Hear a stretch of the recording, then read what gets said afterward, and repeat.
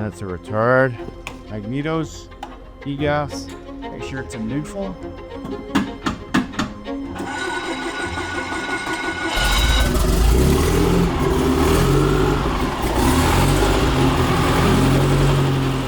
My name's Oliver Young.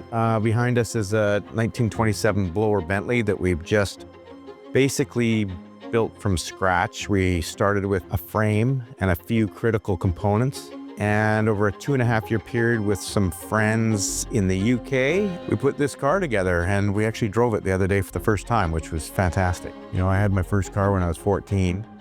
That was a bug-eyed Sprite. If you go way back, it's about the toys and the dinky cars that you played with when you were younger, and Bentley was a big part of that. They were the dream cars. And I've always liked older cars, pre-war cars. So Bentley is sort of the ultimate goal. Beautiful cars, beautiful to drive, very visceral.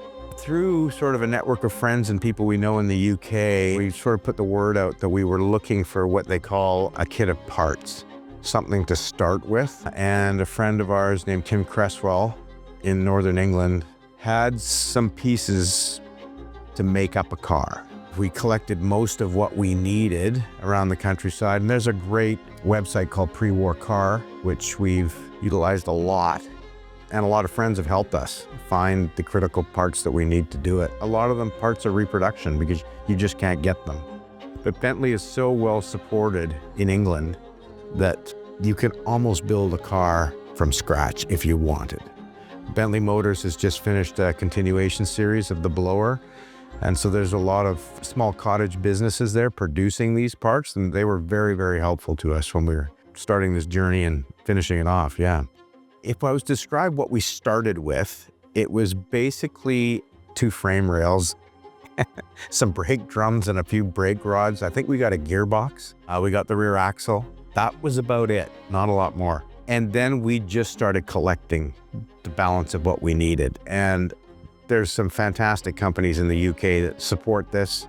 So we just tapped into all of them, told them what we were doing and what we needed. And eventually the whole thing came together. It took about 2.5 years in the end. We're not done yet. At the very beginning of this project, just to state the fact, most Bentleys are green. And I had seen a black Bentley, and I built a previous Speed 6 in black. And I always thought that the blower would look absolutely amazing in black. And the minute we sprayed the fabric body black, I knew we had picked the right color. It's for me, it's probably not for everybody. There are Bentley people out there will go, why isn't it not green? But I'm really, really happy with the way it turned out. Bentley Motors was asked to build, well, they wanted to race at Le Mans, and they needed to build 50 of the type that they were racing at Le Mans. So they had a 4.5 liter that they were quite successful with, and then they decided to add a supercharger to it, a guy named Tim Birkin. It was a very, very quick car of its day. It supported the team in winning Le Mans. It's just always been my dream to own one. And they're extremely expensive, the original ones. This was a very good way for me to get into a blower Bentley, was to build it ourselves.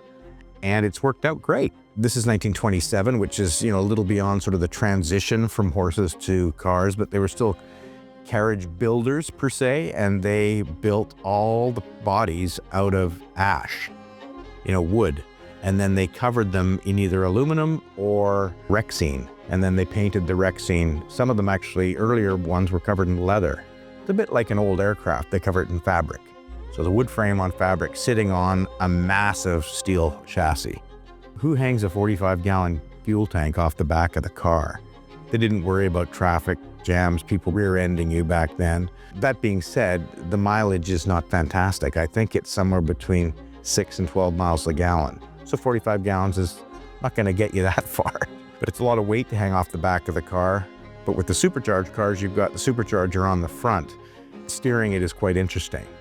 But, you know, Bentley was built with a number of redundancies for racing. It ran an electric fuel pump, but it also has a manual pump on the dashboard to build pressure in the fuel tank if that electric pump failed. It runs twin magnetos. So this is providing your spark for the engine, one on either side. because it runs 2 rows of spark plugs, 8 plugs for a 4-cylinder engine, each magneto firing 1 set of plugs on either side. If one magneto failed, the engine will still run on the other set of plugs. There's ways of dumping oil into the engine while you're driving, so you didn't have to pit. There's a 2-gallon tank just behind the dashboard with a quick release that you can dump that oil directly into the engine when you notice your oil pressure dropping when you're driving or when you're racing. With these projects, you go up and down because, you know, one day it's a big score. You found a part that you've been looking for forever, rarer than anything. And then all of a sudden you find out that you've drilled a hole in the wrong spot. And so that has to be welded up, but you've already painted it. Being the first blower we've done, we don't have 100% experience in this stuff. So we're learning with help from some friends who really know what they're doing. I think probably the hardest part of this project was the bonnet, making the bonnet. In North America, the piece over the engine. It's beautiful, but the louvers in it and all the trap doors for accessing oil. And my friend Simon Parker in the UK is a master English wheelman, and he whipped it up. I think it took him 3 weeks. It's absolutely beautiful. But that was something I was very nervous about. You can't just go buy the bonnet. It has to fit the car because they're all different. The distances between the cowl and the radiator, they're all different. None of them are the same. And obviously you have to spend this over time because this stuff is not cheap. You know, so you're not just writing a shopping list and going to the store and buying it. You're taking your time and you're assembling it as required, but thinking about what has to happen next. I mean, when you have to buy the Supercharger, that's a big pill to swallow.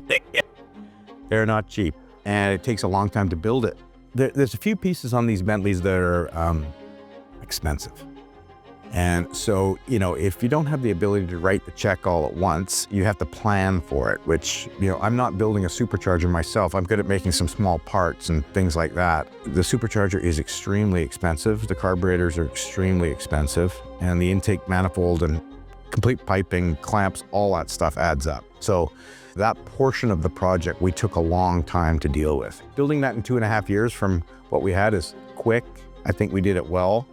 And, you know, we did it in a budget that is not what one of the real supercharged Bentleys cost, or what Bentley is. I think Bentley was charging £1.5 million for their continuation. I think that's 2.8 million Canadian dollars. That's a lot of money, right? So, you know, we wanted to build one, but build it so that we could afford to build it. And in the end, I'm really, really happy with it. There are lots of things to finish off. There's a few leaks to deal with, but there's some bigger issues that need resolving. A lot of the parts on this are reproduction, and a lot of the reproduction parts need fettling. You've got to touch them, you've got to go through it, right? I found out the other day, why is the differential leaking? I've sealed it all up, it should be just fine. It's leaking oil. Like every morning I've got 2 big tablespoons of oil, and I get under there with a little pick and I'm looking around, and there is a minuscule little void in the new casting of the diff. So, you know, grind that all out, weld it up, you know, take it off, which is an epic thing, weld it up, put it back together again. I really enjoy doing this because of the people that I work with doing it. That's kind of the most fun. I mean, I love tinkering. It's my meditation. At nighttime, I'll come in here for a couple hours. I make sure I do one thing on the car every day. If it's a phone call or I've got to do something very small, one thing a day. And then the way I look at it is it's going to eventually come together. But they say the top speed of this, and they say Tim Birkin did it down the Mulsanne Straight at Le Mans, 125 miles an hour. I'm not going to be the guy to test that. If I can cruise on the highway, do 80, that'll be just absolutely amazing. I mean, I have accelerated it once so far, and it feels beautiful. It's like being kicked in the pants. It's a freight train. Sound is, you can hear the whir of the Supercharger up front, and then you can hear the exhaust out the back. I mean, that's great. On a personal level, this car, it's a big achievement. I've done a lot of cars. I don't know how many, but this is the ultimate goal. But I've always wanted to build a blower, and this, yeah, I'm just so happy to get it close to finished. I now can see the finish line. It's difficult, man, when you're looking at, you know, rust red oxide chassis with a bunch of parts hanging on it, you're going, man, what if we started? Because it's an investment too, right? You're looking at, I spent so much money so far. We've got so far to go. are we ever going to get this done? And then slowly it comes together, you know. I build houses for a living now, and it's a bit like building a house. You put the foundation in, you know that you can get it done. And again, you just got to do something every day. The ultimate goal of driving it, that's what keeps me going through this whole deal, is I want to drive this thing. You know, I want to feel what it feels like to drive it. You know, go back in time. Sounds a bit romantic, but it's actually true. You know, I like the idea of that. There's a lot of noises going on in that car. It's all straight cut gears. It's complicated to drive. It'd be helpful if you had a co-driver to monitor the gauges while you're driving. But, you know, I've got some great friends here in Vancouver who have helped us out at the Trickfactory. They've done some amazing work. These guys have fabricated. We've done some 3D printing on some pieces that really, really difficult to find. Well, actually impossible to find. And that's cool. I mean, we were 3D printing out of stainless steel, and then we were bronzing it, you know, making it look old. I mean, why not? You know, I just can't imagine trying to cast it and go through that whole process. For one thing, there's just no foundries anymore. There's one in Victoria. You know, that's a long process to get that done. The guys from the Trickfactory are putting on a curated car show, and that's going to be really exciting because that's all about guys custom building cars, which is what I love. Whether it's an original car or they're building hot rods or they're building just whatever, it's all car guys getting together. Everybody's got different tastes and it's awesome.